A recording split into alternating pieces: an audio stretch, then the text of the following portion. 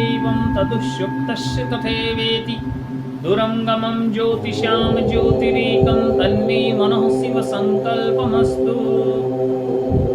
अर्थात दूर दूर तक गमन करने वाला यह हमारा मन शुभ संकल्पों वाला हो, क्योंकि जैसा हमारा संकल्प होता है हम वैसी ही अवस्था को प्राप्त हो जाते हैं। यन मनसा ध्यायते तद वाचा वदति, यद वाचा वदति तत् कर्मणा करोति, यत् कर्मणा करोति तद अभिसंपद्यते। अर्थात जैसा हम मन में विचार करते हैं वैसी ही हमारी वाणी हो जाती है, और जैसी हमारी वाणी होती है वैसा ही हमारा कर्म हो जाता है, और जैसा हमारा कर्म होता है हम वैसी ही अवस्था को प्राप्त हो जाते हैं। अर्थात बात हो रही है अपनी इच्छित लक्ष्य को प्राप्त करने की। मनुष्य मात्र का परम लक्ष्य ईश्वर को पाना है, और ईश्वर को पाने के 4 मार्ग बताए गए हैं: ज्ञान, भक्ति, कर्म और योग। परंतु समाज में हम देखते हैं कि इन्हें पृथक पृथक माना जाता है। कोई कहता है कि ज्ञान से ईश्वर को पाया जा सकता है, तो कोई भक्ति को महत्व देता है, और कोई कर्म को महत्व देता है, और कोई योग को महत्व देता है। परंतु वे लोग इन्हें पृथक पृथक समझते हैं। परंतु जब हम यथार्थ में तर्क से विचार करते हैं तब हमको पता चलता है कि यह मार्ग पृथक पृथक नहीं है, बल्कि किसी एक वस्तु को प्राप्त करने के लिए हमें इन चारों से होकर के गुजरना पड़ता है। जैसे कि हम पहले जान आए हैं कि ज्ञान सर्वोपरि होता है, सर्वप्रथम होता है। परंतु यहाँ यह शंका हो सकती है कि यदि ज्ञान सर्वप्रथम होता है तो फिर संकल्प का क्या स्थान है? क्योंकि जब हम संकल्प करते हैं तभी हमको किसी वस्तु का ज्ञान प्राप्त करने की इच्छा होती है। परंतु जब हम इसको गहराई से विचार करते हैं तब हमें पता चलता है कि जब हमको वस्तु का ज्ञान ही नहीं होगा तो संकल्प भी आना असंभव है, क्योंकि पहले हमें वस्तु का कुछ न कुछ ज्ञान होना जरूरी है। तो हमने जाना कि ज्ञान सर्वप्रथम अवस्था है, परंतु केवल ज्ञान से हमें वस्तु की प्राप्ति नहीं हो सकती है। जैसे कि हमने जाना कि सेब एक फल होता है, वह लाल रंग का होता है और वह स्वास्थ्य के लिए बहुत ही उत्तम होता है, और वह खाने में बहुत स्वादिष्ट होता है, और वह बाजार में मिलता है।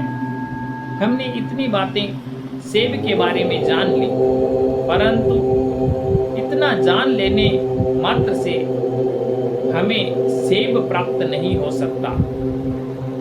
परंतु जब हम सेब के विषय में विचार करते हैं, उनके गुणों में विचरते हैं, तब हमें सेब के प्रति जैसे आकर्षण हो जाता है, अट्रैक्शन हो जाता है, उसी प्रकार गुणों में ईश्वर के विचरने से जब हम ईश्वर की स्तुति करते हैं तो स्तुति का अर्थ यही है कि हम ईश्वर के गुणों का गान करते हैं, गुणगान करते हैं।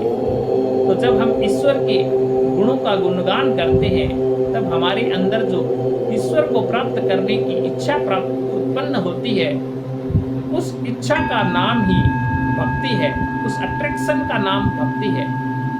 तो हमने जाना कि पहले ज्ञान है और फिर इच्छा है, परंतु केवल ज्ञान और इच्छा होने मात्र से ही हमें वस्तु प्राप्त नहीं हो सकती है। फिर हमें कर्म करना पड़ता है। हमने जान लिया कि सेब के बारे में हमने सारे गुणों को जाना, परंतु अब हमको उसे प्राप्त करने के लिए बाजार में जाना पड़ेगा।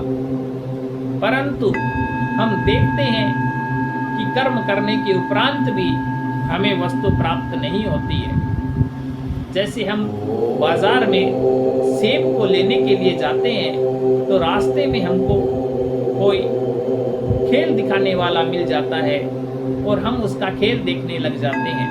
उसी प्रकार जब हम संसार में आते हैं तो हम अपना जो मुख्य लक्ष्य है उसको भूल करके इस संसार के खेल में लग जाते हैं, तो और वापस पुनः अपने घर पे आ जाते हैं और भूल जाते हैं कि हमारा लक्ष्य क्या था।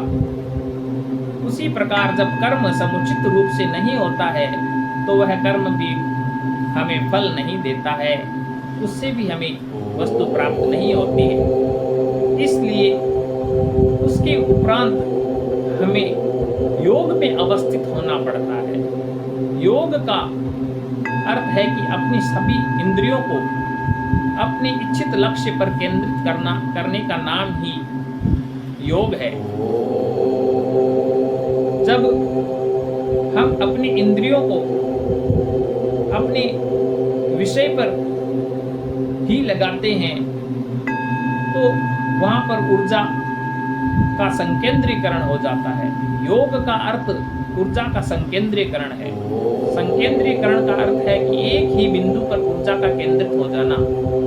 इसका उदाहरण हम सुई को समझ सकते हैं। जब हम देखते हैं कि सुई की नोक को हम जब नुकीला कर देते हैं तो फिर सुई पर लगाया जाने वाला दाब उस एक बिंदु पर केंद्रित हो जाता है, जिसके कारण सुई मोटे कपड़े को छेदते हुए बाहर निकल जाती है। उसी प्रकार जब हम हमारी सभी इंद्रियों को एक ही विषय पर केंद्रित कर देते हैं तो हमें वह विषय ठीक से समझ आ जाता है, उस विषय में हम पारंगत हो जाते हैं और उस एक ही बिंदु पर केंद्रित हो जाने का नाम ही योग है। हम जब लोकाचार में व्यवहार करते हैं तब भी हम कहते हैं ये काम ध्यान से करना, अरे ध्यान से पढ़ो, ध्यान से चलो, ध्यान से बोलो।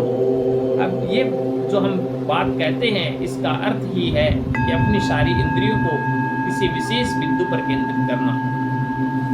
जो हमारा विषय है कि हम मान लीजिए अध्यापक हैं या हम विद्या अध्ययन कर रहे हैं तो भी हमें इस विषय में ध्यान को केंद्रित करने की जरूरत पड़ती है। तो योग का अर्थ है ध्यान को केंद्रित करना। और हमें यह पता चला कि किसी भी वस्तु को प्राप्त करने के लिए हमें इन चारों मार्गों से होकर के गुजरना पड़ता है, तभी हमें अपनी इच्छित वस्तु प्राप्त होती है।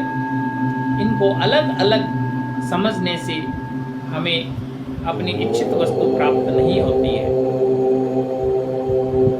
इसी के साथ नमस्ते, जय आर्यावर्त।